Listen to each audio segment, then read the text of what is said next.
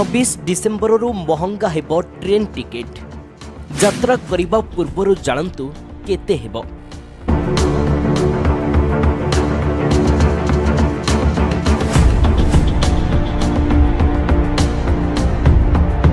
हाँ दर्शक बंधु, जदि आपण ट्रेन रे यात्रा करने योजना करुछन्ते तेबे एही खबर आपणक पई अत्यंत गुरुत्वपूर्ण।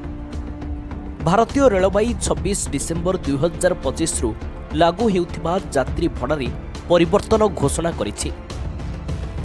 तथापि रेलवाई एहाकू भड़ा वृद्धि नुहे बरं भड़ा युक्तियुक्तकरण बोली कहिछि। भल खबर हेउछि जे एही परिवर्तन द्वारा प्रतिदिन यात्री एवं कम दूरता यात्रा करुथिबा यात्री प्रभावित हेबे नाही, किंतु दीर्घ दूरता यात्रा एबे टिकिए महंगा होइजिबो। रेलवाई स्पष्ट करिछि जे एही वृद्धि मुख्यतः दूरगामी यात्रा पई प्रযোज्य हेबो। नूतन नियम अनुसार जदि आपण साधारण श्रेणी रे 215 किलोमीटर रु अधिक यात्रा करन्ते तेबे आपणको प्रति किलोमीटर पई अतिरिक्त 1 पैसा देबाकू पड़िबो। किंतु जदि आपण मेल किंबा एक्सप्रेस ट्रेन रे नॉन एसी श्रेणी रे यात्रा करन्ते तेबे वृद्धि प्रति किलोमीटर पई 2 पैसा हेबो। एसी श्रेणी रो यात्रींको पई मध्य प्रति किलोमीटर पई 2 पैसा वृद्धि करा जायछि। एहाकू एक उदाहरण दे बुझिबा सहज हेबो। धरा जाऊ आपण एक नॉन एसी कोच रे 500 किलोमीटर यात्रा करुछन्ती।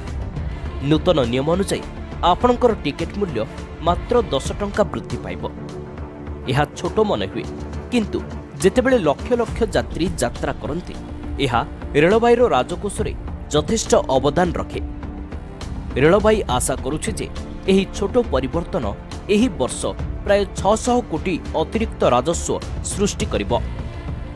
रेलवाई स्पष्ट करिछि जे उपनगरीय ट्रेन एवं मासिक सीजन टिकेट रो भड़ारे गोटे टंका मध्य वृद्धि करा जाय नाही। एहा व्यतीत एही वृद्धि साधारण श्रेणी रे 215 किलोमीटर पर्यंत यात्रा करुथिबा यात्री मानंकु प्रभावित करिब नाही। एहार अर्थ हेउची छोट यात्रा पई ट्रेन उपरे निर्भर करुथिबा साधारण लोकंको बजेट प्रभावित हेबो नाही। तेबे एहीपरि वीडियो आगकु पाइबा पई आम चैनल को लाइक सब्सक्राइब करंतु। Bureau report Shriram TV.